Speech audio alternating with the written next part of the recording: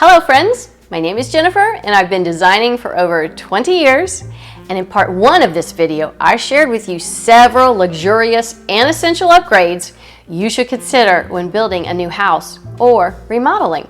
But in this video, part two, I'm going to share with you some common mistakes to avoid when building that will save you so much time and avoid headaches in the future. So let's jump into it.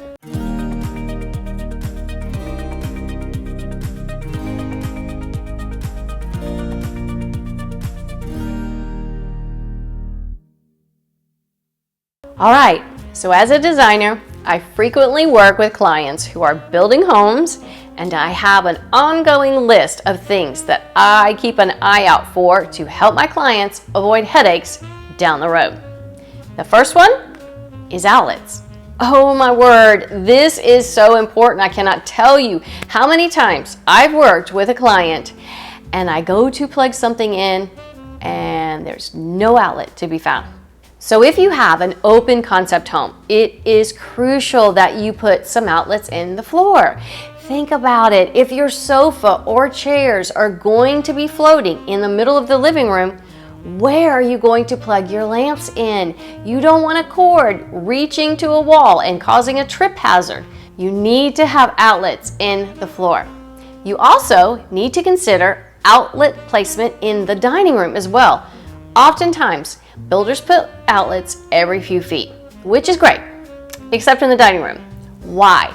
Because if you put a sideboard or a buffet piece against the wall and there are two outlets on either side of it, then you're going to have cords showing. That is not a great look. You want one outlet behind the furniture piece and in the center of the wall so that no cords will show. Consider this in the bedroom too, although you need to do the opposite there. If there is only one outlet on the wall behind the bed, you'll have to get an extension cord to reach both nightstands so you can charge your devices and plug in a lamp. A much simpler and more organized strategy would be to put an outlet on both sides of the bed. Consider outlets on your porches too. Why? Because when Christmas comes around and say you want to put garland on your rails or your door, you need an outlet to plug those lights in. And don't forget about your outdoor mantle as well. You'll need an outlet there as well as your indoor mantle too. Now, the last thing I'll mention about outlets is that you can now have your outlets installed directly into your trim work rather than on the wall. And I personally love this. I think outlets have a very utilitarian look, so putting them in the trim work is a great way to disguise them. Another common mistake I see in homes is the floor vents. I see this all the time. Builders will put floor vents on either side of a window. Ugh. Well, why is this a problem?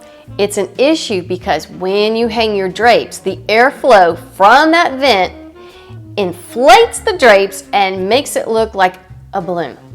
Not a great look. Avoid this by asking your builder to move the vent over a few feet. Also, I highly recommend selecting floor vents that are flush with the flooring if your builder gives you that option.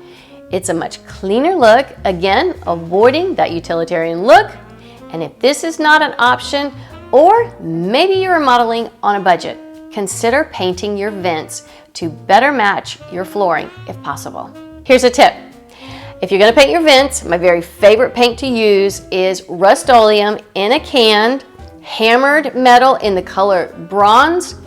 We'll take those grates from a 1 to a 10, and it's pennies on the dollar. Okay, my next recommendation is a huge one. Make sure you are aware of where your thermostat is going to be installed. My son bought a new home, and the builder had placed it in the center of a living room wall. Well, that makes decorating around it incredibly tricky. So he had to have it moved to a more appropriate place in the home. So consider where your thermostat is going to be. You don't want it in the middle of a wall. You need to give some thought to how you'll decorate around it. You can also hide it behind a picture if you really find a thermostat unsightly. There are tons of ideas of how to do that on Pinterest. If you're building a home, I highly recommend you choose your ceiling height to be a minimum of 9 feet. Not only does this add a luxurious vibe, but it will make your home feel larger as well.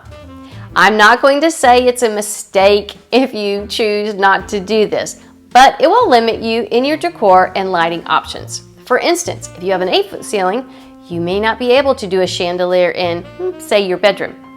Most times, the ceiling will be too low for that to be an option, so consider taller ceilings in your new build home. Okay, this next one is a big one. Builders often put light fixtures in the center of the ceiling. Now, why is that a problem? Well, let's take the dining room as an example. 9 times out of 10, your dining room table will not be in the center of the room because you'll have a hutch or a sideboard against the largest wall. That immediately puts the fixture off center over your table. The same goes for the breakfast area as well. There is usually space in a breakfast nook for a small furniture piece, but if you choose to do that, then your light fixture is once again off-centered. So be sure that when you're looking at your blueprints or plans, that you consider what furniture will be going in that space and measure for your light fixture accordingly. Speaking of light fixtures, a common mistake I see that my clients regret is going with builder-grade light fixtures. Builders usually choose light fixtures that are cheaper, but more importantly, they choose fixtures that are more, boring. Why? Because they want that house to be stylistically neutral for anyone who will live there. My clients almost always want to have them replaced because they don't feel like those fixtures represent them at all. So my recommendation is to choose your own lighting. This doesn't have to be expensive designer lighting either. Target and Amazon actually have great options if you're on a budget. Along those lines, another mistake to avoid is bathroom mirrors. You know what I'm talking about, those full sheets of mirror that cover the whole wall. Well, that is something you can avoid by picking your own mirror and asking the builder to install it instead. This will immediately give you a custom look. So to find a great mirror option, look up vanity mirrors online and find something that speaks more to your style. Don't forget to change those vanity lights too. You can choose something like sconces on either side to provide the best lighting if it's in a bathroom where makeup will be applied. This is a fabulous look. Speaking of bathrooms, if you're going to have a tub, you need to make sure it has a sprayer faucet. This is a big one. If you've got kids or pets, you're going to want to clean the tub, and the sprayer makes that 10 times easier.